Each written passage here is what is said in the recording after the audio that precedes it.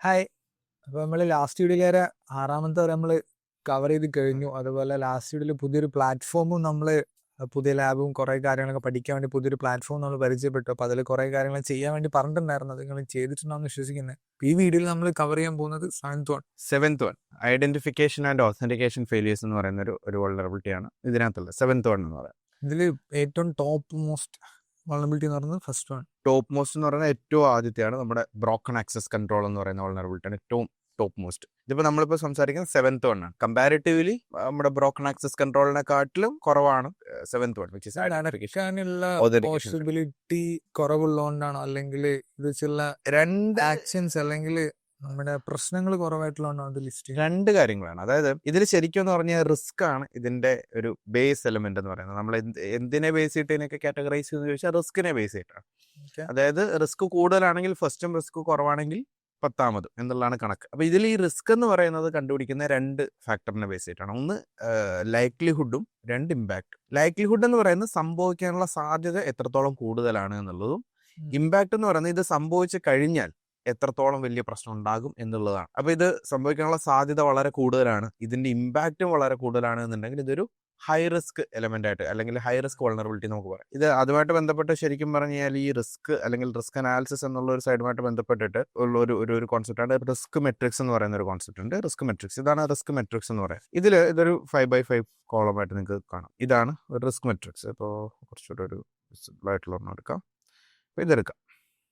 നമ്മൾ already video discuss ചെയ്തിട്ട് നമ്മൾ ഒരു വീഡിയോയിൽ ചെറുതായിട്ട് ഇത് പറഞ്ഞിട്ടുണ്ട്. ഇതിൽ നോക്കിക്കഴിഞ്ഞാൽ ഇതിൽ ലൈക്ലിഹുഡ്, കോൺസിക്വൻസ് എന്ന് പറഞ്ഞ രണ്ട് ടാബുകളുണ്ട്. ഇതിൽ ലൈക്ലിഹുഡ് ഓൾമോസ്റ്റ് സെർട്ടൈനും ഉണ്ട്, റയറും ഉണ്ട്. ഓൾമോസ്റ്റ് സെർട്ടൈൻ എന്ന് പറഞ്ഞാൽ സംഭവിക്കാനുള്ള സാധ്യത വളരെ കൂടുതലാണെന്നുള്ളതും, റയർ എന്ന് പറഞ്ഞാൽ ചാൻസ് ഉണ്ട് പക്ഷെ ഇറ്റ്സ് നോട്ട് ദാറ്റ് മച്ച്, വളരെ കുറവ് ചാൻസ് ഉള്ളൂ, എപ്പോഴെങ്കിലും സംഭവിച്ചാലായി എന്നുള്ളതാണ്. കോൺസിക്വൻസ് നെഗ്ലിജിബിൾ ടു കറ്റാസ്ട്രോഫിക് ആണ്. നെഗ്ലിജിബിൾ എന്ന് പറഞ്ഞാൽ വലിയ പ്രശ്നമൊന്നുമില്ല, സംഭവിച്ചാലും നമുക്ക് ഒരു കുഴപ്പമില്ല, സംഭവിച്ചോട്ടെ. കറ്റാസ്ട്രോഫിക് എന്ന് പറഞ്ഞാൽ സംഭവിച്ചു കഴിഞ്ഞാൽ വലിയ പ്രശ്നമാണ്. ഓക്കെ, അപ്പൊ ഇങ്ങനെ രണ്ടാണ് ഇതിന്റെ എക്സ്ട്രീം ലെവൽസ് എന്ന് പറയുന്നത്. വെറും 6 മാസം കൊണ്ട് വീട്ടിലിരുന്ന് പഠിച്ചുകൊണ്ട് തന്നെ നിങ്ങൾക്ക് IT ഫീൽഡിൽ കടക്കാൻ പറ്റുമെന്ന് പറഞ്ഞാൽ വിശ്വസിക്കാൻ പറ്റും. വിശ്വസിക്കണം, കാരണം നമ്മൾ പ്രോട്ടോടൈപ്പ് എക്സ്ക്ലൂസീവ് മെമ്പർഷിപ്പ് വീണ്ടും കൊണ്ടുവന്നിരിക്കുകയാണ്. അപ്പൊ ഈ ഒരു മെമ്പർഷിപ്പിലൂടെ നിങ്ങൾക്ക് വേണ്ട പേഴ്സണലൈസ്ഡ് റോഡ് മാപ്പ് റെഡിയാക്കി തരും. അതിന് പുറത്ത് എന്തൊക്കെ പഠിക്കണം, എവിടെ നിന്ന് പഠിക്കണം, അതിന് പുറത്ത് നമ്മുടെ ട്യൂട്ടോറിയൽസും നമ്മൾ പ്രൊവൈഡ് ചെയ്യും. ഈ സ്കിൽസ് എല്ലാം നിങ്ങൾ സെറ്റ് ചെയ്ത് എങ്ങനെ നിങ്ങൾക്ക് റെസ്യൂം പ്രിപ്പയർ ചെയ്യാമെന്ന് നമ്മൾ പറഞ്ഞു തരുന്നതാണ്. അതിനുശേഷം ഇന്റർവ്യൂവിൽ പ്രാക്ടീസ് ചെയ്യാൻ വേണ്ടി മോക്ക് ഇന്റർവ്യൂസും തരുന്നതാണ്. നിങ്ങൾ ചൂസ് ചെയ്യുന്ന ഏതൊരു ഡൊമൈനും ആയിക്കോട്ടെ, അതിൽ നിങ്ങൾ അടിപൊളിയാക്കാൻ വേണ്ടി ഓരോ മാസവും നിങ്ങൾക്ക് കരിയർ ഗൈഡൻസ് സെഷൻസ് ഉണ്ടായിരിക്കും. കോഡിംഗ് പഠിക്കുമ്പോൾ എന്തായാലും നിങ്ങൾക്ക് ഡൗട്ട്സ് വരും. ഈ ഡൗട്ട്സ് വരുന്നത് ക്ലിയർ ചെയ്യാൻ വേണ്ടി നമ്മുടെ 1-on-1 ചാറ്റ് ഓപ്ഷൻ ഉണ്ട്. ബേസിക് ആയ സോഫ്റ്റ്വെയർ ഇൻസ്റ്റലേഷൻ മുതൽ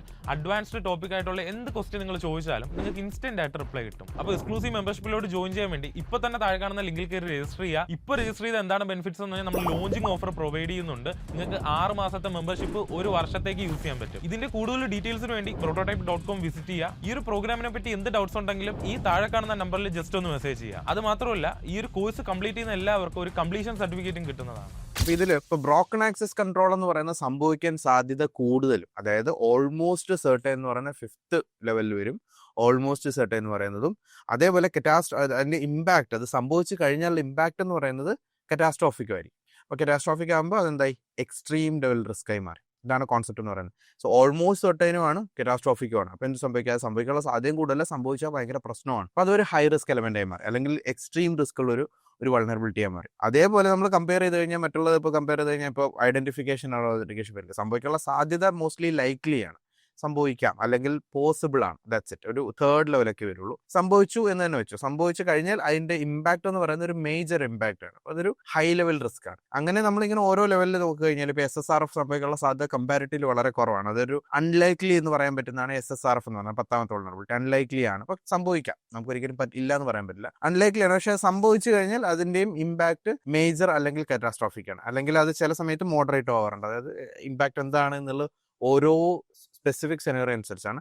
ഒരു മോഡറേറ്റ് ടു കറ്റാസ്ട്രോഫിക് വരെ പോകാം. അങ്ങനെയുള്ള കേസുകളിൽ നമ്മൾ മോഡറേറ്റ് അല്ലെങ്കിൽ ഹൈ റിസ്ക് എന്ന് വേണമെങ്കിൽ പറയാം. ഇങ്ങനെയാണ് ആ ഒരു റിസ്ക് മെട്രിക്സ് എന്ന് പറയുന്നത്. അത് സംഭവിക്കാനുള്ള സാധ്യതയും സംഭവിച്ചു കഴിഞ്ഞാൽ ഉണ്ടാകുന്ന പ്രശ്നം. ബേസിക്കലി ഇതിനെയാണ് നമ്മൾ എപ്പോഴും എടുക്കുക. പിന്നെ ഒവാസ്പിന്റെ ഒരു റിസർച്ച് മെത്തേഡ് ഉണ്ട്. ഒവാസ്പിന്റെ റിസർച്ച് മെത്തേഡ് എന്ന് പറയുന്നത് ഒരുപാട് ഫാക്ടറുകൾ ഉള്ളതാണ്. ഈ 2 ഫാക്ടറുകൾ മാത്രമല്ല, ഇൻഡസ്ട്രി റിസർച്ച് ആണ് അതിൽ ഏറ്റവും കൂടുതൽ എന്ന് പറയുന്നത്. ഇൻഡസ്ട്രി റിസർച്ച് എന്ന് പറയുമ്പോൾ ഈ ഒരു 4-5 വർഷം ഗ്യാപ്പിലാണ് ഇവരെപ്പോഴും എന്ത് ചെയ്യുന്നത്, ഒരു പുതിയ ലിസ്റ്റ് റിലീസ് ചെയ്യുന്നത്, ഈ ടോപ്പ് 10 ലിസ്റ്റ് റിലീസ് ചെയ്യുന്നത്. ഈ 4-5 വർഷം കൊണ്ട് ലോകത്തുള്ള മോസ്റ്റ് ഓഫ് ദ കമ്പനികളുമായിട്ട് സംസാരിച്ച് റിസർച്ച് ചെയ്ത് ഒരുപാട് റിസർച്ച് ആൾക്കാരെ വെച്ച് ഇങ്ങനെ പല പല ആളുകളിലൂടെ അല്ലെങ്കിൽ പല പല കമ്പനികളിലൂടെ ലോകം മുഴുവനുള്ള ഗ്ലോബലിലുള്ള കമ്പനികളിലൂടെയാണ് ഇവരെന്ത് ചെയ്ത് ഈ ലിസ്റ്റിലേക്ക് എത്തുന്നത്. ഇത്രയധികം കമ്പനികളുമായിട്ട് സംസാരിക്കുമ്പോൾ കിട്ടുന്ന ഇൻപുട്ടുകൾക്കും വാല്യൂ കൂടുതലാണ്. അവിടെ ആ ഒരു പർട്ടിക്കുലർ കമ്പനിയിൽ കൂടുതൽ അറ്റാക്ക് ചെയ്താണ്, അവർ കണ്ടുപിടിച്ച വൾണറബിലിറ്റി ഏതാണ് കൂടുതൽ, പ്രോഗ്രാമേഴ്സുമായിട്ട് സംസാരിക്കുമ്പോൾ അല്ലെങ്കിൽ അവരിൽ നിന്ന് കളക്ട് ചെയ്യുന്ന ഡാറ്റ ഏത് വൾണറബിലിറ്റിയുടെയാണ് പോസിബിലിറ്റി കൂടുതലുണ്ടായിരുന്നത്. അങ്ങനെ പല പല ഡാറ്റാസിനെയും കൂടി എടുക്കാറുണ്ട്. ബട്ട് ബേസിക്കലി നമ്മൾ ഏറ്റവും ബേസ് ലെവലിലേക്ക് വന്നാൽ ശരിക്കും പറഞ്ഞാൽ ഇത് സംഭവിക്കാനുള്ള സാധ്യത, സംഭവിച്ചാലുള്ള ഇമ്പാക്ട്, ഇതാണ് ഏറ്റവും ബേസ് മെട്രിക്സ് എന്ന് പറയുന്നത്. ബട്ട് ഈ റിസർച്ചിനകത്ത് വരുന്ന ഒരുപാട് ഫാക്ടേഴ്സും ഉണ്ട് എന്നുള്ളതാണ്. അങ്ങനെയാണ് ഈ ഒരു ലിസ്റ്റ് ക്രിയേറ്റഡ് ആയിട്ടുള്ളത്. ഇതിൽ ഇപ്പോൾ 7th ലെവലിലുള്ള ഐഡന്റിഫിക്കേഷൻ ആൻഡ് ഓതന്റിക്കേഷൻ ഫെയിലിയർ എന്നുള്ളതാണ് നമ്മളിപ്പോൾ ഡിസ്കസ് ചെയ്തത്. ഇപ്പോൾ ഐഡന്റിഫിക്കേഷൻ ആൻഡ് ഓതന്റിക്കേഷനിൽ 2 കാര്യമാണ് ഇത് നമ്മൾ മനസ്സിലാക്കേണ്ടതെന്ന് വെച്ച് കഴിഞ്ഞാൽ, ഒരു വെബ് ആപ്ലിക്കേഷൻ, ഒരു മോഡേൺ വെബ് ആപ്ലിക്കേഷനെ സംബന്ധിച്ചിടത്തോളം ഏറ്റവും ക്രൂഷ്യൽ ആയിട്ടുള്ള ഒരു കോമ്പണന്റ് ആണ് ഐഡന്റിഫിക്കേഷൻ ആൻഡ് ഓതന്റിക്കേഷൻ എന്ന് പറയുന്നത്. എല്ലാ വെബ്സൈറ്റും ഇല്ല, പക്ഷെ ഒരു 90% കേസുകളിലും ഈ ഐഡന്റിഫിക്കേഷൻ ഓതന്റിക്കേഷൻ ഉണ്ട്. അത് നമ്മൾ ലോഗിൻ ചെയ്യേണ്ട ആവശ്യമുണ്ട്. അതായത് എന്തിന് എന്ന ചോദ്യത്തിന്റെ ആൻസർ എന്ന് പറയുന്നത് ഐഡന്റിഫിക്കേഷൻ ആൻഡ് ഓതന്റിക്കേഷൻ എന്ന് പറയുന്നതിന്റെ ഉദ്ദേശം, ഒരാൾ വന്നു കഴിഞ്ഞാൽ ഇയാൾ ആരാണ് എന്ന് അറിയേണ്ട ആവശ്യമുണ്ട്. This is very important. അത് ആരാണ് എന്ന് അറിഞ്ഞാലാണ് നമുക്ക് എന്ത് ചെയ്യാൻ പറ്റുക, അയാൾക്ക് ആവശ്യമുള്ള ആക്സസ് കൊടുക്കാൻ പറ്റുക. നമുക്ക് എല്ലാവർക്കും എല്ലാ ആക്സസും കൊടുക്കാൻ പറ്റില്ലല്ലോ. ഇപ്പോൾ ഫോർ എക്സാമ്പിൾ നിങ്ങൾ ഫ്ലിപ്കാർട്ടിൽ കയറിയിട്ട് ഒരു പ്രൊഡക്റ്റ് എടുത്തു കഴിഞ്ഞാൽ ആ പ്രൊഡക്റ്റിന്റെ പ്രൈസ് നിങ്ങൾക്ക് കാണാൻ സാധിക്കും. ഓക്കെ, പക്ഷെ നിങ്ങൾക്ക് ആ പ്രൊഡക്റ്റിന്റെ പ്രൈസ് എഡിറ്റ് ചെയ്യാൻ സാധിക്കില്ല. നിങ്ങൾക്ക് കാണാം, പക്ഷെ എഡിറ്റ് ചെയ്യാൻ പറ്റില്ല. പക്ഷെ അതേസമയം ഒരു ഫ്ലിപ്കാർട്ട് സെല്ലറിന് എന്ത് ചെയ്യാൻ പറ്റും, ആ സെല്ലറിന് അതിനകത്ത് കയറി കഴിഞ്ഞാൽ അയാൾക്ക് പ്രൈസ് കാണാനും സാധിക്കും, എഡിറ്റ് ചെയ്യാനും സാധിക്കും. അപ്പോൾ ഇത് ആർക്കാണ് ഈ എഡിറ്റ് ചെയ്യാനുള്ള പെർമിഷൻ ഉണ്ടാവേണ്ടത് എന്ന് നമ്മൾ എങ്ങനെ കണ്ടുപിടിക്കും? അയാളെ ഓതന്റിക്കേറ്റ് ചെയ്യുന്നത് വഴി കണ്ടുപിടിക്കും. അതായത് ഇയാളൊരു യൂസർ ആണോ അല്ലെങ്കിൽ ഒരു സെല്ലറാണോ. ഇയാളൊരു യൂസർ ആണെങ്കിൽ ഇയാൾക്ക് കാണാനുള്ള പെർമിഷനും, ഇയാളൊരു സെല്ലർ ആണെങ്കിൽ ഇയാൾക്ക് കാണാനും എഡിറ്റും ചെയ്യാനുള്ള പെർമിഷനും. ഇതുപോലെ ഒരു അഡ്മിനിസ്ട്രേറ്റർ ആണെങ്കിൽ പ്രൊഡക്റ്റിനെ എൻ്റർലി ഡിലീറ്റ് ചെയ്യാനുള്ള പെർമിഷനും വേണമെങ്കിൽ കൊടുക്കാം. അങ്ങനെ പല രീതിയിൽ പല പ്ലാറ്റ്ഫോമിലും ഇപ്പോഴും കറന്റ് നമ്മളിപ്പോൾ ഈ ചെറിയ ആപ്ലിക്കേഷൻസ് ഉണ്ടാക്കില്ല, പീറ്റാഫ് ബുക്കിംഗ് അല്ലെങ്കിൽ നാട്ടില് സെയിൽ ചെയ്യുന്ന ചെറിയ ചെറിയ ഇ-കൊമേഴ്സ് ആപ്ലിക്കേഷൻസിലേക്ക് ഇപ്പോഴും ബഗ്ഗുകൾ ഉണ്ടാവും. കാര്യം എന്ന് വെച്ചാൽ ഇത് ശരിക്കും പറഞ്ഞു കഴിഞ്ഞാൽ പ്രോഗ്രാം ലെവലിൽ ഉണ്ടാകുന്ന ബഗ്ഗാണ്. അപ്പോൾ കോഡ് എഴുതുന്നതിലാണ് ഇതിലുള്ള പ്രശ്നങ്ങൾ കൂടുതലുണ്ടാവും. അപ്പോൾ കോഡ് പ്രോപ്പർലി എഴുതിയില്ലെങ്കിൽ ഈ പ്രശ്നങ്ങൾ ഉണ്ടാവും. ഇവിടെയാണ് എക്സ്പീരിയൻസിന് വില കൂടുന്നത്. അതെ, ഒരു സ്റ്റാർട്ടിംഗ് ലെവലിൽ ഒരു ഡെവലപ്പർ എഴുതുമ്പോൾ എന്തായാലും ഇതൊക്കെ വരാനുള്ള സാധ്യത ഭയങ്കര കൂടും. ഒരു എക്സ്പീരിയൻസ്ഡ് ഡെവലപ്പർ എഴുതുമ്പോൾ അതിന്റെ സ്റ്റൈൽ ആകെ മാറും. എനിവേ ദ കോൺസെപ്റ്റ് ഈസ്, ഈ ആളെ ഓതന്റിക്കേറ്റ് ചെയ്തില്ല എന്നുണ്ടെങ്കിൽ എന്ത് സംഭവിക്കാം, ഒരാൾക്ക് ആവശ്യമില്ലാത്ത പെർമിഷൻസ് ചിലപ്പോൾ കൊടുത്തു എന്ന് വരാം. അവിടെയാണ് പ്രശ്നം വരുന്നത്. അങ്ങനെയാണ് ഈ ഐഡന്റിഫിക്കേഷൻ ആൻഡ് ഓതന്റിക്കേഷൻ ഫെയിലിയേഴ്സ് എന്ന് പറയുന്നത്. ഓക്കെ, ഒരാളെ പ്രോപ്പർലി ഐഡന്റിഫൈ ചെയ്യാൻ പറ്റാത്ത ഒരവസ്ഥ ഒരു ആപ്ലിക്കേഷൻ വരുമ്പോഴാണ് അതിൻ്റെ ഒരു ഐഡന്റിഫിക്കേഷൻ അല്ലെങ്കിൽ ഓതന്റിക്കേഷൻ ഫെയിലിയർ എന്ന് നമുക്ക് വിളിക്കാനായിട്ട് സാധിക്കും. ഇതിൻ്റെ ഒരു പ്രാക്ടിക്കലിന് നമുക്ക് OWASPന്റെ ടോപ്പ് 10 ലാബ്സ് തന്നെ എടുക്കാം. OWASPന്റെ ടോപ്പ് 10 നമ്മളുടെ ട്രൈ ഹാക്മീർ നമ്മൾ നേരത്തെ പ്രീവിയസ് വൾണറബിലിറ്റി ഡിസ്കസ് ചെയ്തപ്പോൾ എടുത്ത അതേ ലാബ് തന്നെയാണ് നമ്മളിവിടെ എടുക്കുന്നത്. ഇവിടേക്ക് നോക്കിക്കഴിഞ്ഞാൽ നിങ്ങൾക്ക് ഇവിടെ കാണാൻ പറ്റും OWASPന്റെ ഒരു നമ്മളുടെ ലാബ്. സോ ഇതാണ് നമ്മളുടെ സെയിം നമ്മൾ നമ്മളുടെ പ്രീവിയസ് വീഡിയോയിൽ അല്ലെങ്കിൽ 6th വൾണറബിലിറ്റിയിൽ ചെയ്ത അതേ ലാബ് തന്നെയാണ് നമ്മൾ ഇവിടെ യൂസ് ചെയ്യുന്നത്. ഇവിടെയൊക്കെ നോക്കിക്കഴിഞ്ഞാൽ 7th ലെവലിൽ ഐഡന്റിഫിക്കേഷൻ ആൻഡ് ഓതന്റിക്കേഷൻ ഫെയിലിയേഴ്സിനെ പറ്റി എന്താണ് എന്നുള്ള ഒരു തിയററ്റിക്കൽ കോൺസെപ്റ്റ് പറയാം. Let it be. നമുക്ക് അടുത്തതിലേക്ക് ഒന്ന് പോകാം, നമ്മളുടെ ലാബിലേക്ക് ഒന്ന് പോകാം. ഇപ്പോൾ ലാബിലേക്ക് പോകണമെന്നുണ്ടെങ്കിൽ നമ്മൾ എന്ത് ചെയ്യണം, ആദ്യം മിഷൻ സ്റ്റാർട്ട് ചെയ്യണം. സെയിം നേരത്തെ ചെയ്ത പോലെ തന്നെ പിൻ കണക്ട് ചെയ്യണം. നമുക്ക് മിഷൻ സ്റ്റാർട്ട് ചെയ്യണം, VPN കണക്ട് ചെയ്യണം, നമുക്ക് ആക്സസ് ചെയ്യാം. മിഷൻ സ്റ്റാർട്ട് ചെയ്യാം. മിഷൻ അവിടെ റണ്ണിങ് ആണ്. നിങ്ങൾ VPN ഒരിക്കൽ ഡൗൺലോഡ് ചെയ്താൽ പിന്നെ നിങ്ങൾ വീണ്ടും ഡൗൺലോഡ് ചെയ്യേണ്ട ആവശ്യമില്ല. നിങ്ങൾക്ക് നേരത്തെ ഡൗൺലോഡ് ചെയ്തിരുന്ന അതേ ഫയലിനെ തന്നെ നമുക്ക് ഇവിടെ ഉപയോഗിക്കാനായിട്ട് സാധിക്കും. ഞാൻ നേരത്തെ ഉപയോഗിച്ച അതേ ഫയലിനെ തന്നെയാണ് ഇവിടെ ഉപയോഗിക്കുന്നത്. നോ ചേഞ്ച്, അതേ ഫയലിനെ തന്നെ ഉപയോഗിക്കുകയാണ്. Same process. നമ്മൾ ഇനിഷ്യലൈസേഷൻ സീക്വൻസ് കംപ്ലീറ്റ് എടുക്കുന്ന മെസ്സേജ് നോക്കുക. ഇവിടെ മെസ്സേജ് വന്നു, നമ്മൾ ഇനി ഇവിടെ പോവുക, മിഷൻ സ്റ്റാർട്ട് ചെയ്യാനായിട്ട് വെയിറ്റ് ചെയ്യുക. അപ്പോൾ നമ്മളുടെ IP അഡ്രസ്സ് ഇവിടെ വന്നിട്ടുണ്ട്. IP അഡ്രസ്സ് ഇവിടെ കാണാം. സോ നമ്മൾ നേരത്തെ ചെയ്ത പോലെ തന്നെ നമ്മൾ IP അഡ്രസ്സ് എടുക്കുക. ഫസ്റ്റ് എന്ത് ചെയ്യുക, പിങ് ചെയ്ത് നോക്കുക. അതാണ് ഏറ്റവും ആദ്യത്തെ സ്റ്റെപ്പ് എന്ന് പറയുന്നത്. നമ്മൾ പിങ് ചെയ്ത് നോക്കുക. സോ പിങ് എടുക്കുക, പിങ് ഉണ്ട്. So success. എന്നാൽ നോക്കിയാൽ നീ എന്ത് ചെയ്യാം, ടാസ്കിലേക്ക് പോവാം. എന്താണ് ടാസ്ക് എന്നുള്ളത് നോക്കാം. ടാസ്ക് ഡീറ്റെയിൽസ് കാണിക്കാതെ നമ്മൾ ലാസ്റ്റ് വീഡിയോയിൽ സ്റ്റെപ്പ് ബൈ സ്റ്റെപ്പ് ആയിട്ട് ഓരോ സാധനം ചെയ്തിട്ടുണ്ട്. എങ്ങനെ VPN ഡൗൺലോഡ് ചെയ്യാന്നുള്ളതും അതെങ്ങനെ കണക്ട് ചെയ്യാന്നുള്ളതും അതെങ്ങനെ ആക്റ്റീവ് ആക്കാന്നുള്ളതൊക്കെ നമ്മൾ ചെയ്തിട്ടുണ്ട്. അതുകൊണ്ടാണ് ഇതിൽ ഡീറ്റെയിൽ ചെയ്തത് പറയാത്തത്. സോ ഇവിടെ നമുക്ക് to see in action go to and try register with ഡയറൻ ആസ് യുവർ യൂസർ. സോ നമുക്കിവിടെ ഒരു എക്സാമ്പിൾ നോക്കാം. ഇവിടെ ഒരു എക്സാമ്പിൾ എന്ന് പറയുന്നത് അഡ്മിൻ എന്ന യൂസർ നെയിമായിട്ട് ബന്ധപ്പെട്ടിട്ടാണ്. പുതിയൊരു യൂസറിനെ രജിസ്റ്റർ ചെയ്യും. ഈ രജിസ്റ്റർ ചെയ്യുന്ന സ്ഥലത്ത് നിങ്ങൾ അഡ്മിൻ എന്ന യൂസർ നെയിം കൊടുക്കുകയാണെന്നുണ്ടെങ്കിൽ അഡ്മിൻ, നമ്മൾ ഇമെയിൽ ID ജസ്റ്റ് എന്തെങ്കിലും കൊടുക്കുക, abcd@gmail.com. പാസ്വേഡ് എന്തെങ്കിലും പാസ്വേഡ് കൊടുക്കുകയാണ്. രജിസ്റ്റർ കൊടുത്തു എന്ന് വെച്ചോ. നിങ്ങൾക്ക് ഇവിടെ കാണാം യൂസർ രജിസ്റ്റേർഡ് സക്സസ്ഫുള്ളി എന്ന് പറഞ്ഞ് കാണാം. ഞാനിവിടെ അഡ്മിൻ പാസ്വേഡ് @123 എന്ന് കൊടുത്തു കഴിഞ്ഞാൽ അഡ്മിൻ നിന്നും പാസ്വേഡ് @123 കൊടുക്കുകയാണ്. ഞാൻ ആ പാസ്വേഡ് നേരത്തെ കൊടുത്തത് വെച്ചിട്ടാണ് സൈൻ ഇൻ ചെയ്ത് കഴിഞ്ഞാൽ നിങ്ങൾക്ക് ഇവിടെ കാണാം ഞാൻ ലോഗ്ഡ് ഇൻ ആസ് അഡ്മിൻ ആയിട്ട് ലോഗിൻ ആയി എന്ന് പറഞ്ഞ് കാണാനായിട്ട് സാധിക്കും. അപ്പോൾ ഇവിടെ എനിക്ക് അഡ്മിൻ എന്ന യൂസർ നെയിം ഉപയോഗിച്ചുകൊണ്ട് എന്ത് ചെയ്യാൻ പറ്റുന്നുണ്ട്, അഡ്മിൻ എന്ന യൂസർ നെയിം ഉപയോഗിച്ചുകൊണ്ട് ലോഗിൻ ചെയ്യാനായിട്ട് സാധിക്കുന്നുണ്ട്. അപ്പോൾ അതെങ്ങനെയാണ് ആദ്യം നമ്മൾ രജിസ്റ്റർ ചെയ്ത് നമ്മൾ ആദ്യം ഒരു രജിസ്റ്റർ ചെയ്തപ്പോൾ അഡ്മിൻ എന്ന യൂസർ നെയിം വെച്ച് ഞാൻ രജിസ്റ്റർ ചെയ്തു. അഡ്മിൻ എന്ന യൂസർ നെയിം തന്നെ വെച്ച് രജിസ്റ്റർ ചെയ്തപ്പോൾ എന്ത് സംഭവിച്ചു, സിസ്റ്റം ആ അഡ്മിൻ എന്ന യൂസർ നെയിമിനെ അക്സെപ്റ്റ് ചെയ്യാണ് ഉണ്ടായത്. നമുക്ക് ഒന്നുകൂടെ സെയിം ഒന്ന് ട്രൈ നോക്കാം. സിസ്റ്റം ഇവിടുത്തെ പ്രശ്നം എന്ന് വെച്ച് കഴിഞ്ഞാൽ സിസ്റ്റം അത് അക്സെപ്റ്റ് ചെയ്യാൻ പാടില്ല എന്നുള്ളതാണ് ഇവിടുത്തെ കാര്യം. സിസ്റ്റം ഇവിടെ അക്സെപ്റ്റ് ചെയ്യുന്നതാണ് ഇവിടുത്തെ പ്രശ്നം. സോ hacker@gmail.com പാസ്വേഡ് തന്നെ കൊടുക്കുകയാണ്. പാസ്വേഡ് @123 തന്നെ കൊടുക്കുകയാണ്. Straight registering again. ഇവിടെ നോക്കിക്കഴിഞ്ഞാൽ this user is already register, കാരണം നമ്മൾ ഓൾറെഡി ആ യൂസറിനെ രജിസ്റ്റർ ചെയ്തല്ലോ. അപ്പോൾ വീണ്ടും ആ യൂസറിനെ രജിസ്റ്റർ ചെയ്യാൻ പറ്റില്ല. നമുക്ക് ഇവിടെ രജിസ്റ്ററിൻ്റെ അവിടെ ഒരു ചെറിയ ചേഞ്ച് വരുത്തണം. ഈ യൂസർ നെയിമിൻ്റെ അവിടെ അഡ്മിൻ എന്ന യൂസർ നെയിം കൊടുക്കുന്നതിൻ്റെ കൂടെ നമ്മൾ ഫ്രണ്ടിൽ ഈ എയുടെ ഫ്രണ്ടിലായിട്ട് നമ്മളൊരു സ്പേസും കൂടെ ആഡ് ചെയ്ത് കൊടുക്കാം. ഒരു വൈറ്റ് സ്പേസും കൂടെ ഞാൻ അവിടെ ആഡ് ചെയ്തു. ദെൻ അഗെയിൻ സെയിം ഞാൻ evil@attacker.com ഞാൻ വേറൊരു ഇമെയിൽ ഐ ഡി കൊടുക്കുന്നു. ദെൻ പാസ്വേഡ് @123 തന്നെ കൊടുക്കുന്നു. വേറൊരു പാസ്വേഡ് ഞാൻ കൊടുക്കാം. നേരത്തെ കൊടുത്തത് സെയിം പാസ്വേഡ് ആണല്ലോ. അപ്പോൾ ഞാനിവിടെ ശരത്@123 എന്ന പാസ്വേഡ് കൊടുക്കുകയാണ്. ശരത്@123 രജിസ്റ്റർ. ഇവിടെ നിങ്ങൾക്ക് നോക്കി കഴിഞ്ഞാൽ പാസ്വേഡ് വേണം. പാസ്വേഡ് ശരത്@123 എന്നുള്ളതാണ് ഞാനിവിടെ പാസ്വേഡ് കൊടുത്തിരിക്കുന്നത്. അഗെയിൻ ലോഗിൻ ശരത്@123 സൈൻ ഇൻ സ്പേസ് അഡ്മിൻ ശരത്@123 സൈൻ ഇൻ. സി അഗെയിൻ എനിക്ക് എങ്ങോട്ടേക്കാണ് ആക്സസ് കിട്ടുന്നത്, abcd@gmail.com ആക്സസ് കിട്ടുന്നത്. ഞാനിപ്പോൾ കൊടുത്തത് എന്താണ് ശരിക്കും evil@attacker.com എന്ന ഇമെയിൽ ഐ ഡിയാണ് കൊടുത്തത്. പക്ഷേ ഈവൻ തോ എനിക്ക് ആക്സസ് എങ്ങോട്ടാണ് കിട്ടുന്നത്, abcd@gmail.com എന്നുള്ള. അതായത് ഇവിടെ നമ്മൾ അഡ്മിൻ എന്നുള്ള ഒരു അക്കൗണ്ട് ആദ്യമേ ക്രിയേറ്റ് ചെയ്തു abcd@gmail.com എന്ന പേരിൽ. അത് കഴിഞ്ഞിട്ട് നമ്മൾ അടുത്ത അക്കൗണ്ട് ക്രിയേറ്റ് ചെയ്തപ്പോൾ നമ്മൾ എന്ത് ചെയ്തു, ഒരു സ്പേസും കൂടെ ആഡ് ചെയ്ത് കൊടുത്തു. ഒരു വൈറ്റ് സ്പേസ് ആഡ് ചെയ്ത് കൊടുക്കണം നമ്മളവിടെ ചെയ്തത്. നമ്മൾ വേറൊന്നും ചെയ്തിട്ടില്ല. അഡ്മിൻ എന്ന വേർഡിന്റെ തൊട്ട് മുമ്പ് ഒരു വൈറ്റ് സ്പേസ് ആഡ് ചെയ്തു. ഇവിടെ എന്താ സംഭവിക്കുന്നത് വെച്ച് കഴിഞ്ഞാൽ ബാക്ക് എൻഡിൽ സെർവർ എന്താണ് വിചാരിക്കുന്നത്, ആ വൈറ്റ് സ്പേസ് അവിടെ വന്നതുകൊണ്ട് അതൊരു എൻറ്റയർലി ഡിഫറെന്റ് യൂസർ ആണെന്ന് കരുതി. ഒരു എൻറ്റയർലി ഡിഫറെന്റ് യൂസർ ആണെന്ന് കരുതി എന്ത് ചെയ്തു, ആ യൂസറിനെ പിടിച്ച് ലൈക്ക് ഡാറ്റാബേസിലേക്ക് ആ ക്വറി പാസ് ചെയ്തു. ഡാറ്റാബേസ് എന്താ കരുതിയത്, ഈ അഡ്മിൻ എന്ന യൂസർ ഓൾറെഡി എക്സിസ്റ്റിംഗ് ആണല്ലോ, അവിടുത്തെ പാസ്വേഡ് ഫീൽഡിനെ അപ്ഡേറ്റ് ചെയ്യുകയും ചെയ്തു. അതായത് ഞാൻ കൊടുത്ത പുതിയ പാസ്വേഡിലേക്ക് വരികയും ചെയ്തു. സോ ബേസിക്കലി എനിക്ക് എന്ത് ചെയ്യാൻ പറ്റി, അഡ്മിൻ എന്ന അക്കൗണ്ടിനെ ടേക്ക് ഓവർ ചെയ്യാൻ പറ്റി. ഇവിടെയുള്ള പ്രശ്നം എന്ന് പറയുന്നത് ആ വൈറ്റ് സ്പേസ് ആണ്. അതായത് ആ വൈറ്റ് സ്പേസ് എന്ന ക്യാരക്ടർ അവിടെ വന്നപ്പോൾ സെർവർ വിചാരിച്ചത് വേറൊരു യൂസർ ആണെന്നും ഡാറ്റാബേസ് വിചാരിച്ചു അത് പഴയ യൂസറാണ്. ഈ ഒരു കൺഫ്യൂഷൻ കാരണമാണ് ഇവിടെ എനിക്ക് എന്ത് ചെയ്യാൻ പറ്റിയത്, അഡ്മിൻ എന്ന അക്കൗണ്ടിനെ എനിക്ക് ടേക്ക് ഓവർ ചെയ്യാനായിട്ട് സാധിക്കുന്നത്. അല്ലെങ്കിൽ മറ്റേതെങ്കിലും ഒരു account for that matter, any account for that matter. ഇന്ന അക്കൗണ്ട് എന്ന് മാത്രമല്ല ഏതൊരു അക്കൗണ്ടിനെ ഇങ്ങനെ നമുക്ക് എന്ത് ചെയ്യാൻ പറ്റും, ഈ ഒരു പർട്ടിക്കുലർ ആപ്ലിക്കേഷൻ ടേക്ക് ഓവർ ചെയ്യാൻ പറ്റും. അതാണ് ഐഡന്റിഫിക്കേഷൻ ആൻഡ് ഓതന്റിക്കേഷൻ ഫെയിലിയർ. കാര്യം ഇവിടെ ഒരു യൂസറിനെ ആരും ഓതന്റിക്കേറ്റ് ചെയ്യുന്നില്ല, സെർവർ അല്ലെങ്കിൽ ഡാറ്റാബേസ് പ്രോപ്പർലി ഓതന്റിക്കേറ്റ് ചെയ്യുന്നില്ല. ഓതന്റിക്കേഷൻ ഉണ്ട്, യൂസർ നെയിം പാസ്വേഡ് ഒക്കെ ചോദിക്കുന്നുണ്ട്, പക്ഷേ അതിനെ പ്രോപ്പർലി എന്ത് ചെയ്യുന്നില്ല, വെരിഫൈ ചെയ്യുന്നില്ല എന്നുള്ളതാണ്. നമ്മളൊരു യൂസർ വന്ന് രജിസ്റ്റർ ചെയ്യുമ്പോൾ എക്സിസ്റ്റിംഗ് യൂസർ നെയിം ആണെങ്കിലും ഒരു വൈറ്റ് സ്പേസ് വന്നു എന്നൊരൊറ്റ കാരണം കൊണ്ട് എന്ത് ചെയ്തു, നമ്മുടെ സെർവർ അതിനെ അക്സെപ്റ്റ് ചെയ്തു. അങ്ങനെ അക്സെപ്റ്റ് ചെയ്യാൻ പാടില്ലായിരുന്നു, അങ്ങനെ അക്സെപ്റ്റ് ചെയ്തു. ഇതാണ് ഇവിടുത്തെ പ്രശ്നം എന്ന് പറഞ്ഞത്. അപ്പോൾ നമ്മുടെ ടാർഗറ്റ് എന്ന് പറയുന്നത് ഇവിടെ ഡാരൻ എന്ന് പറഞ്ഞൊരു അക്കൗണ്ടാണ്. ഡാരൻ എന്ന് പറഞ്ഞ അക്കൗണ്ടിൽ ലോഗിൻ ചെയ്യുക എന്നുള്ളതാണ് പറയുന്നത്. നമുക്ക് എന്ത് ചെയ്യാം, ഡാരൻ എന്ന് പറഞ്ഞ അക്കൗണ്ട് ക്രിയേറ്റ് ചെയ്യാം. അപ്പോൾ നമ്മൾ വീണ്ടും ലോഗൗട്ട് ചെയ്യുന്നു. രജിസ്റ്റർ ചെയ്യുമ്പോൾ നമ്മൾ എന്ത് ചെയ്യണം, ഒരു വൈറ്റ് സ്പേസ് ആഡ് ചെയ്യുക. ഒരു വൈറ്റ് സ്പേസ് ആഡ് ചെയ്തിട്ട് ഡാരൻ എന്ന് പേര് കൊടുക്കും. ഞാനിവിടെ ഡാരൻ എന്ന പേരിൻ്റെ കൂടെ ഒരു വൈറ്റ് സ്പേസ് ആഡ് ചെയ്യുന്നുണ്ട്. Email anything at all, let's say evil@attacker.com. Password ശരത്@123 കൊടുക്കും. ശരത് കൂടെ കാണാൻ ഞാൻ പാസ്വേഡ് കൊണ്ട് ശരത്@123 തന്നെ കൊടുത്തില്ല. യൂസർ രജിസ്റ്റേർഡായി സൈൻ ഇൻ ചെയ്ത് നോക്കാം. സ്പേസ് ഡാരൻ, പാസ്വേഡ് ശരത്@123, പാസ്വേഡ് സൈൻ ഇൻ. എനിക്കിപ്പോൾ സൈൻ ഇൻ ചെയ്യാനായിട്ട് സാധിച്ചു.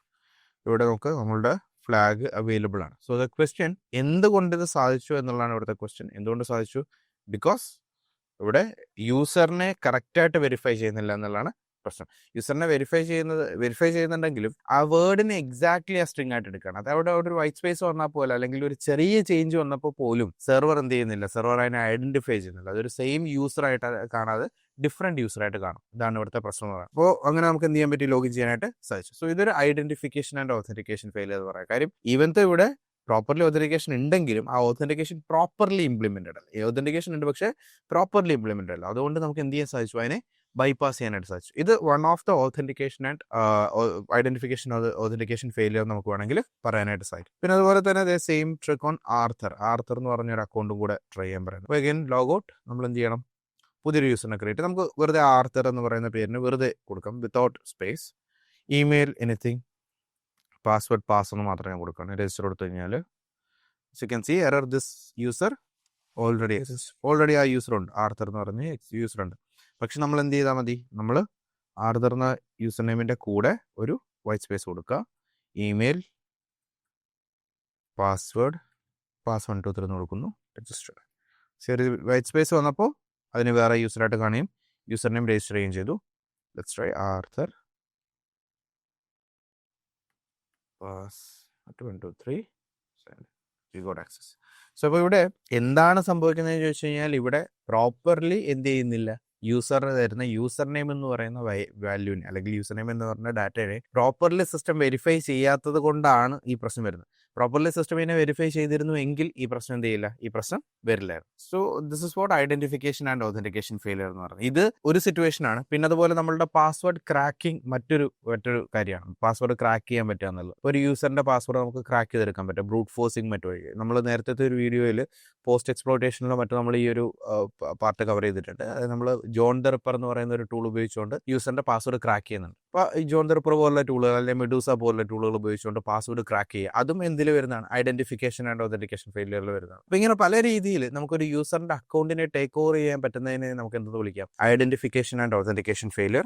ഓതന്റിക്കേഷനും ഓതന്റിക്കേഷൻ നമ്മൾ വ്യത്യാസം വെച്ച് കഴിഞ്ഞാൽ ഇപ്പോൾ ഒരു കോൺസെപ്റ്റ് ഇങ്ങനെ ആലോചിക്കുക. ഇപ്പോൾ ഒരാൾ നമ്മളുടെ ഓഫീസിലേക്ക് വരുന്നു. ഓക്കെ, ഈ ഓഫീസിലേക്ക് വരുന്ന ആളെ നമ്മൾ ഓതന്റിക്കേറ്റ് ചെയ്യുന്നത് എങ്ങനെയാണ്, അയാളുടെ ID നോക്കിയിട്ടാണ്.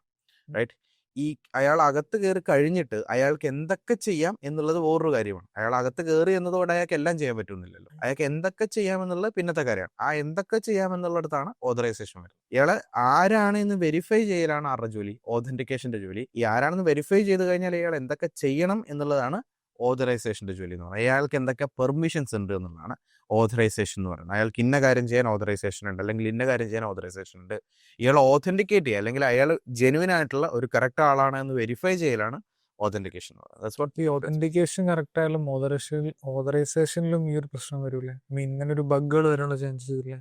ഇവിടെ സംഭവിക്കുന്നത് തന്നെയാണല്ലോ. ഇപ്പോൾ നമുക്ക് അഡ്മിൻ എന്ന് പറയുന്ന യൂസറിനെ നമുക്കായിട്ട് ലോഗിൻ ചെയ്യാൻ പറ്റുന്നുണ്ടെങ്കിൽ അതിൻ്റെ അർത്ഥം എന്താ, അഡ്മിന് കിട്ടേണ്ട എല്ലാ അതോറിറ്റിയും നമുക്ക് കിട്ടി. അതായത് അഡ്മിൻ എന്തൊക്കെ ഓതറൈസേഷൻസ് ഉണ്ടോ അതൊക്കെ ഒരു നോർമൽ യൂസറിനും കിട്ടുകയാണ്. അയാൾക്ക് അഡ്മിൻ അക്കൗണ്ട് ടേക്ക് ഓവർ ചെയ്യാൻ പറ്റും, അല്ലെങ്കിൽ മറ്റേതൊരു അക്കൗണ്ട് ടേക്ക് ഓവർ ചെയ്യാൻ പറ്റും. അല്ല, ഏത് അക്കൗണ്ടാണോ ടേക്ക് ഓവർ ചെയ്യുന്നത് ആ അക്കൗണ്ടിന് കൊടുത്തിട്ടുള്ള എല്ലാ ഓതറൈസേഷൻസും ആർക്കും കിട്ടുകയാണ്, അറ്റാക്കറിനും കിട്ടുകയാണ്. അപ്പോൾ ഇത് രണ്ടാണ്. ഓതന്റിക്കേഷൻ ഓതറൈസേഷൻ രണ്ട് കോൺസെപ്റ്റ് ആണ്. പക്ഷേ നമുക്ക് മറ്റൊരു യൂസറായിട്ട് ഇമ്പേഴ്സണേറ്റ് ചെയ്യാൻ പറ്റിയല്ല. അതായത് ഇമ്പേഴ്സണേറ്റ് ചെയ്തുകൊണ്ട് ഓതന്റിക്കേറ്റ് ചെയ്യാൻ പറ്റി കഴിഞ്ഞാൽ എനിക്ക് ആ കാര്യങ്ങളൊക്കെ ചെയ്യും. ഫോർ എക്സാമ്പിൾ, ഇപ്പോൾ ബ്രോട്ടോടൈപ്പ് എന്നൊരു ഓർഗനൈസേഷൻ എടുക്കുക. ബ്രോട്ടോടൈപ്പ് എന്ന ഓർഗനൈസേഷനകത്ത് ഒരുപാട് എംപ്ലോയീസ് ഉണ്ട്. ഇപ്പോൾ ഫോർ എക്സാമ്പിൾ നിയാസ് ബ്രോ എടുക്കാൻ. ഇപ്പോൾ നിയാസിനെ സംബന്ധിച്ചിടത്തോളം നിയാസിനുള്ള കുറേ ഓതറൈസേഷൻസ്. അതായത് ഓഫീസിനകത്ത് കയറി കഴിഞ്ഞാൽ ഇന്ന സിസ്റ്റം ആക്സസ് ചെയ്യാം, അല്ലെങ്കിൽ ഇന്ന കാര്യങ്ങൾ ചെയ്യാം എന്നൊരു ഓതറൈസേഷൻ ഉണ്ടല്ലോ. ഞാൻ നാളെ ഇപ്പോൾ ഫോർ എക്സാമ്പിൾ നമ്മൾ ഒരു ഹൈപ്പോത്തറ്റിക്കൽ എക്സാമ്പിൾ പറയുകയാണ്. ഞാൻ നാളെ ഒരു പ്ലാസ്റ്റിക് സർജറി ഒക്കെ ചെയ്ത് നിയാസിൻ്റെ പോലെ മുഖമൊക്കെ ആക്കിയിട്ട് ഇങ്ങോട്ട് വന്നു കഴിഞ്ഞാൽ എനിക്ക് നിയാസ് ചെയ്യുന്ന എല്ലാ കാര്യങ്ങളും ചെയ്യും. റൈറ്റ്, സോ ഞാൻ നിയാസിനെ ഇമ്പേഴ്സണേറ്റ് ചെയ്യുകയാണെങ്കിൽ എനിക്ക് എന്തൊക്കെ കിട്ടും, നിയാസിനുള്ള എല്ലാ ഓതറൈസേഷനും എനിക്കും കിട്ടും. റൈറ്റ്, ദ സെയിം തിങ് നേരെ തിരിച്ചു ആലോചിച്ച് കഴിഞ്ഞാൽ നമ്മൾ മറ്റൊരാളെ ഇമ്പേഴ്സണേറ്റ് ചെയ്താൽ അയാൾക്കുള്ള എല്ലാ ഓതറൈസേഷൻസ് നമുക്ക് കിട്ടും. ഇപ്പോൾ നമ്മുടെ നാട്ടിൽ തിരുവനന്തപുരത്ത് മറ്റോ ആണെന്ന് തോന്നുന്നു, കുറച്ച് ആളുകൾക്ക് മുമ്പുണ്ടായ ഒരു ന്യൂസാണ്. തിരുവനന്തപുരത്ത് മറ്റോ ആണെന്നാണ് എൻ്റെ ഓർമ്മ. കുറച്ച് ആളുകൾക്ക് മുമ്പാണ്, ഒരു 3-4 ആഴ്ച മുമ്പ് ഞാൻ വായിച്ചൊരു ന്യൂസാണ്. ഒരു SI ആയിട്ട് വേഷം മാറാടുന്ന ഒരാളെന്ന് പറഞ്ഞിട്ട് ഒരു SIയുടെ യൂണിഫോം ഒക്കെ ഇട്ടിട്ട് പുള്ളി എന്ത് ചെയ്തു, പുള്ളി കുറേ കാര്യങ്ങളൊക്കെ ചെയ്ത് പുള്ളി അറസ്റ്റ് ചെയ്തു. തിരുവനന്തപുരത്ത് മറ്റാണ്, ഒരു 3 ആഴ്ച മുമ്പാണെന്ന് ഞാൻ എവിടെ ഒരു ന്യൂസ് വായിച്ചാണ്, ഓൺലൈൻ സോഷ്യൽ മീഡിയയിൽ കണ്ടാണ്. അത് പുള്ളി SIയുടെ യൂണിഫോം ഒക്കെ ഇട്ടിട്ട് പോലീസുകാരനാണെന്നുള്ള രീതിയിൽ നടക്കുകയും അങ്ങനെ കുറേ കാര്യങ്ങളൊക്കെ ചെയ്ത് അവസാനം അറസ്റ്റ് ചെയ്തു. അപ്പോൾ പുള്ളി അവിടെ എന്താ ചെയ്തത്, പുള്ളി ഒരു ഇമ്പേഴ്സണേഷനാണ് ചെയ്തത്. അവിടെ പുള്ളി എന്താ ചെയ്തത്, പുള്ളി ഒരു പോലീസ് ഓഫീസറിൻ്റെ യൂണിഫോം ഇട്ടപ്പോൾ പുള്ളിക്ക് എന്ത് കിട്ടി, പുള്ളി എന്ത് ചെയ്തു, ഒരു ഓഫീസറിനെ ഇമ്പേഴ്സണേറ്റ് ചെയ്തു. അതായത് ഓതന്റിക്കേഷൻ എന്ത് ചെയ്തു, നടന്നു. അപ്പോൾ ആ ഓഫീസറിന് കിട്ടുന്ന എല്ലാ പരിഗണനയും ആർക്ക് കിട്ടി, ഇദ്ദേഹത്തിനും കിട്ടി. സോ ഈ കോൺസെപ്റ്റാണ് മറ്റൊരു യൂസറിനെ ഇമ്പേഴ്സണേറ്റ് ചെയ്യാൻ നമുക്ക് സാധിച്ചു കഴിഞ്ഞാൽ ആ യൂസറിനുള്ള എല്ലാ ഓതറൈസേഷനും നമുക്ക് കിട്ടും. ഇനി ഈ ഓതന്റിക്കേഷൻ ഓതറൈസേഷൻ നമ്മളുടെ ഡിഫറൻസ് അതാണ്. അതായത് ഓതന്റിക്കേഷൻ എന്ന് പറയുന്നത് വെരിഫിക്കേഷൻ ആണ്. ആ വെരിഫിക്കേഷൻ പ്രോപ്പർലി ചെയ്ത് കഴിഞ്ഞാൽ അടുത്ത സ്റ്റെപ്പ് എന്ന് പറഞ്ഞാൽ ഇയാൾക്ക് എന്തൊക്കെ ചെയ്യാമെന്നുള്ള ചോദ്യമാണ്. നമുക്ക് ഇമ്പേഴ്സണേറ്റ് ചെയ്യാൻ പറ്റിക്കഴിഞ്ഞാൽ ആ ഇമ്പേഴ്സണേറ്റ് ചെയ്യുന്ന ഏത് യൂസറിനെയാണോ ആ യൂസറിൻ്റെ എല്ലാ ഓതറൈസേഷൻ നമുക്കും കിട്ടും. ഇതാണ് ഐഡന്റിഫിക്കേഷൻ ആൻഡ് ഓതന്റിക്കേഷൻ ഫെയിലിയേഴ്സ് എന്ന് പറയുന്ന ഒരു കോൺസെപ്റ്റ് എന്നാണ്. And that's all about it. അപ്പോൾ ഇത് ചെറിയൊരു വീഡിയോ ആണ്, ഇത് ചെറിയൊരു ബഗ്ഗാണ്. ഇപ്പോൾ 7ാമത്തെ എത്തി, ഇനിയിപ്പം അങ്ങോട്ട് പോകുന്നു ചെറിയ ചെറിയ കാര്യങ്ങളായിരിക്കും നമുക്ക് ലാബും കാര്യങ്ങളൊക്കെ ചെയ്യാനുണ്ടാവുക. അപ്പോൾ സ്റ്റിൽ ഈ വീഡിയോയിൽ പറയാനുള്ളത് ആ ട്രൈ ഹാക്കിംഗ് എന്നുള്ള പ്ലാറ്റ്ഫോമുകൾ എന്ത് ചെയ്യുക, നന്നായിട്ട് എക്സ്പ്ലോർ ചെയ്യുക. കുറേ ലാബ്സുകളുണ്ട്, കുറേ കാര്യങ്ങൾ നിങ്ങൾക്ക് അന്ന് പഠിക്കാൻ പറ്റും. അതിൽ നല്ലൊരു പ്രൊഫൈൽ നിങ്ങൾ ബിൽഡ് ചെയ്യാം. ഇപ്പം അടുത്ത 8ാമത്തെ ആയിട്ട് അടുത്ത വീഡിയോയിൽ കാണാം. Okay, by.